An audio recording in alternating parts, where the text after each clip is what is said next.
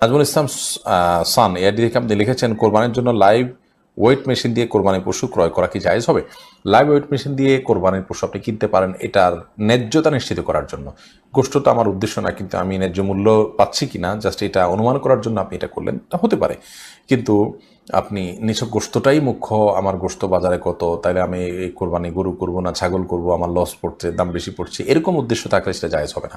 Just আমাকে বিক্রেতা ঠকাচ্ছে কিনা এটি নিশ্চিত হওয়ার জন্য, আমি তো গরু কেনা বেচাতে অভ্যস্ত না, একজন লাইভ ওজন থেকে আমি একটা আইডিয়া করার চেষ্টা করলাম জাস্ট ন্যায্যতার জন্য। উদ্দেশ্য যদি সেটি হয় জায়েজ আছে।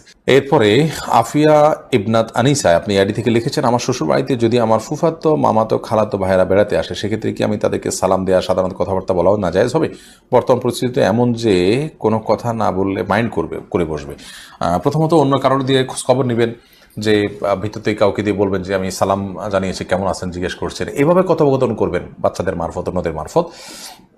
সেই সুযোগ না থাকলে আপনি তার সাথে স্বাভাবিক কথা বলবেন, কথার ভিতরে কোমলতা সৃষ্টি না করে, পর্দার মধ্যে থেকে অকুল না কওলা মারুফ, আল্লাহ বলেছেন মেয়েরা যে কথা বলবে সাধারণ এবং স্বাভাবিক কথা বলবে, এবং কথার ভিতরে কোনো প্রকার কোমলতা সৃষ্টি করবে না, যেমনটি কোরআন নির্দেশ করেছে। এরকম করে আপনি করতে পারেন যদি ওই লোক মারফত করতে না পারেন।